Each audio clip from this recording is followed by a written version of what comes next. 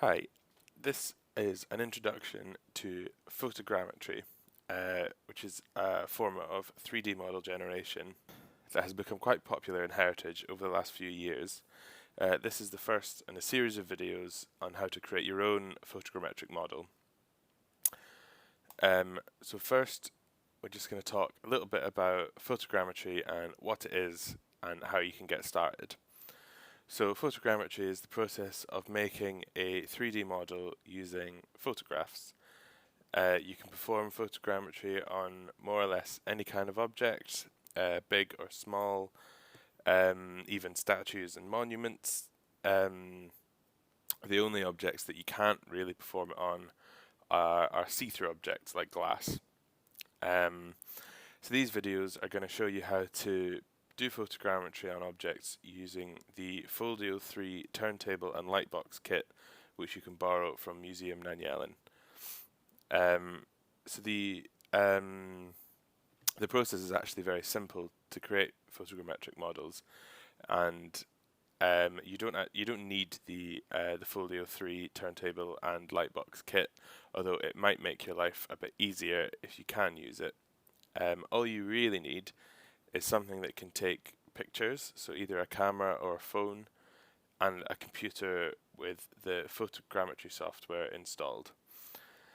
So the goal really is to take a series of photos that cover the entire object from every angle. The software will then look at these photos and will generate a model from the photos that you've taken. So it's really important to note that all photos that you take must have the same camera settings and lighting conditions. You can't change this in the middle of a series of photos, otherwise your model will suffer. So that's really important to bear in mind. Your optimum camera settings are to keep your ISO as low as possible, so around 100 is ideal, but certainly no higher than 800. And a large depth of field is usually optimum as well. An aperture between f9 to 13 is probably best. You can probably play around with some of the other settings. You want a nice high contrast in your image between the object and the background. It's also recommended that you use a tripod, and in the videos that you'll see later on, I'll be using a tripod. However, if you don't have access to a tripod, it's actually preferable to not use the Folio kit and to move yourself around the object rather than rotating the object. So if you use the tripod with the turntable will turn around and you'll be able to take a photo of the object from every angle. However, if you're not using the turntable, you must rotate yourself around the object.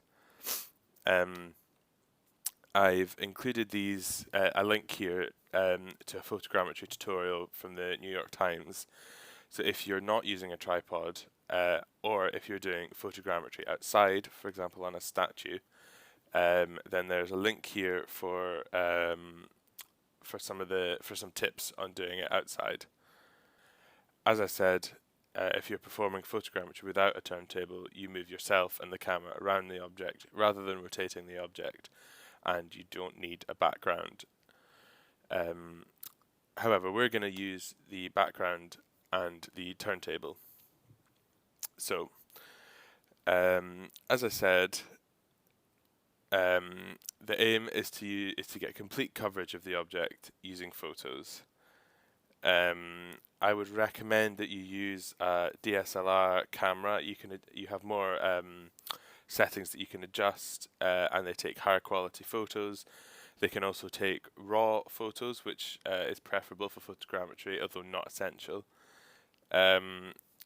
However, you can just use a mobile phone, and that can definitely yield some really good results as well. So, as you can see in the photo that I've put on here, they have the object, which is represented by the dots, which is called a point cloud. This is generated as part of the process of generating a photogrammetric model.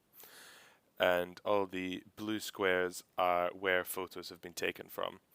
So you can see around the side here they've taken 360-degree coverage of the object and then repeated the process up here. So this is a good example of good practice.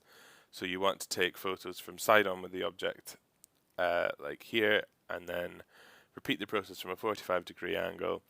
And what they haven't done here, but what I would normally recommend, is take some photos from directly above the object as well. So if you're using the Foldio turntable, you can turn the object onto its side and also photograph the bottom of the object.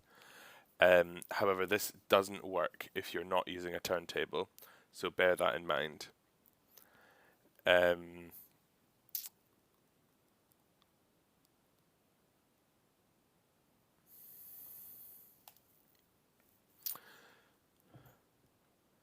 So this is the end of this video just now. Feel free to watch the rest, and you can see the process of photogrammetry from the start to the end. Bear in mind, though, that the photography stage is by far the most important stage. If you take the time to properly set up and take good photos and have good lighting, then you will most likely end up with a good model. If you rush through the photos, then that can lead to more work further down the line.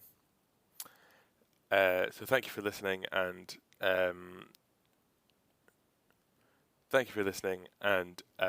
enjoy the other videos. Thank you for listening, and carry on watching to see the process from start to finish.